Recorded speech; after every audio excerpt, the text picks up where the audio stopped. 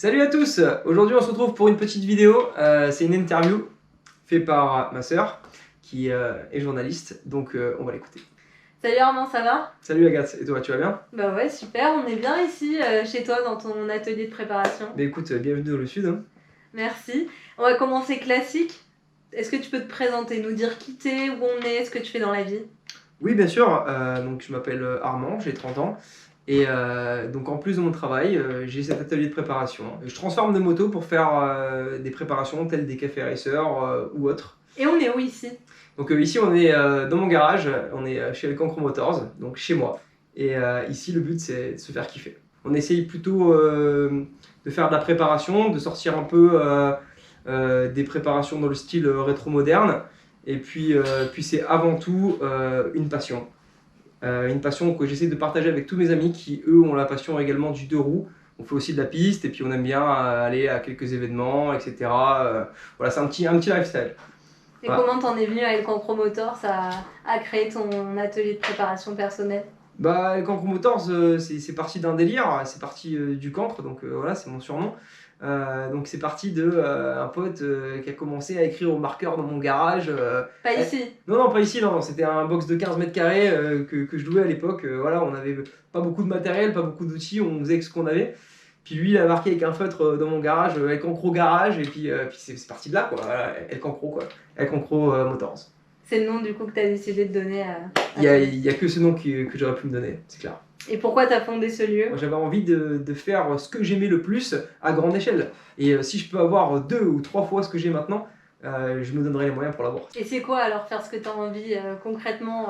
Bah ça dépend, là on est en train de fabriquer un café racer, donc ça c'est une chose, mais on est aussi en train de faire une moto pour le Bol d'Or, on va aller au Bol d'Or, on va aller au 24 heures du Mans, on va aller à d'autres événements, et voilà, donc entre autres la moto, on essaiera de faire des préparations pour les événements qui nous intéressent au final. Justement, t'es capable de quoi? Et comment elle est née ta passion? Raconte-nous vraiment l'origine jusqu'à aujourd'hui avec Elcancro Motors. Bah écoute, j'ai commencé mon adolescence, j'ai acheté une mobilette, j'ai commencé à trafiquer la mobilette, je suis tombé en panne, j'ai réparé, je suis encore tombé en panne.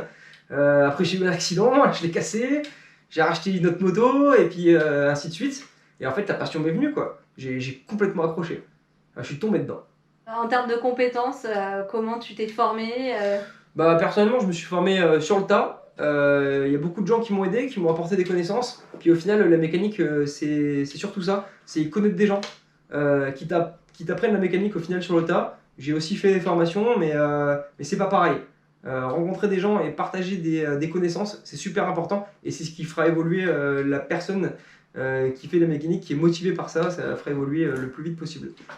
Et justement, qu'est-ce qui t'inspire au quotidien pour créer et concevoir, retaper les modèles sur lesquels tu travailles? Ce qui m'inspire la plupart du temps, c'est de voir tous les gens qui se lancent dans les cafés racers et faire des trucs pas très jolis. Quoi. Après, je les comprends parce que ces gens-là, ils n'ont pas forcément les moyens, ils n'ont pas forcément les bons outils, et déjà, ils ont le principal, la passion. Après, se donner les moyens, c'est un peu ce que j'ai fait, parce qu'au final, moi je suis pas mécanicien, à la base je suis pas du métier, je me suis juste donné les moyens avec le temps, avec les années, sauf que le problème c'est que il faut des outils, il faut des connaissances, il faut de la place, il faut du temps, il faut rencontrer des gens, il faut faire tout ça. À partir de ce moment-là, on va pouvoir construire des trucs. Voilà. Donc voilà, moi je les blâme pas, mais la préparation, il faut...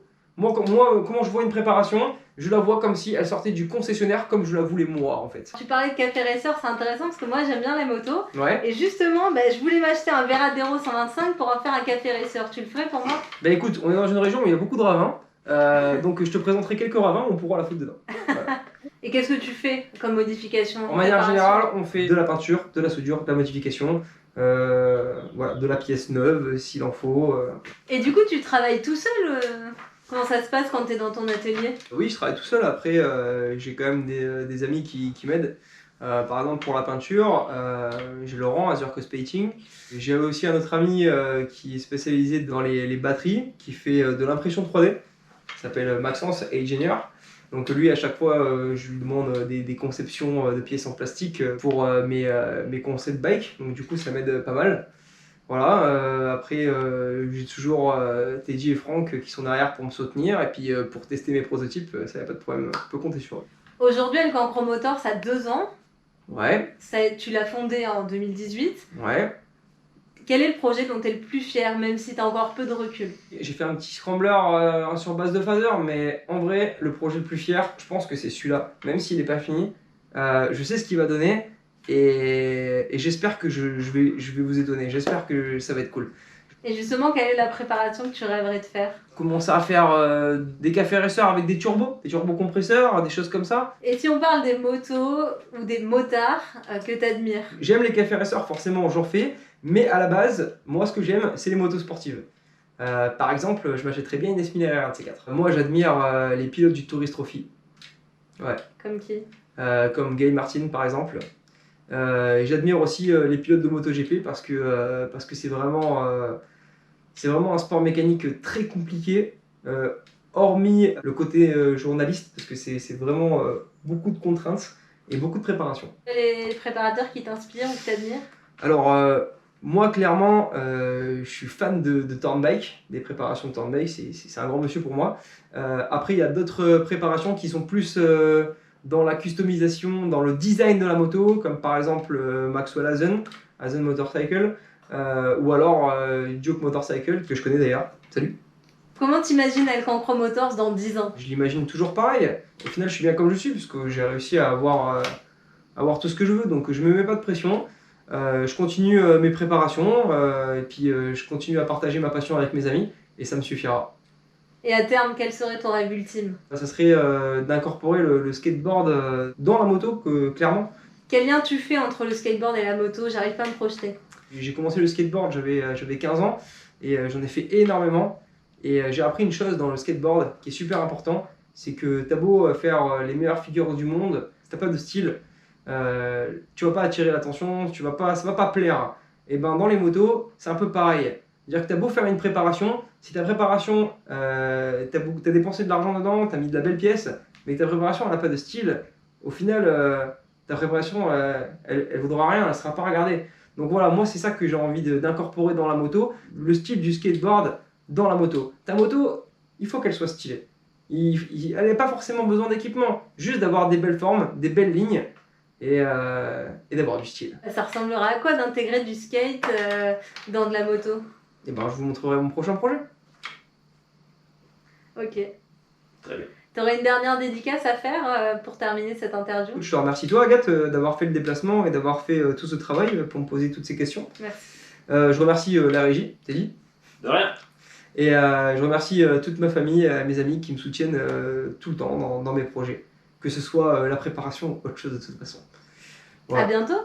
Au revoir Agathe, salut à tous. Et quelles sont les motos et les motards qui t'inspirent ou que t'admires? Alors les Harley Davidson, les... Non, c'est vrai. J'irais presque près. Allez, repose ta question.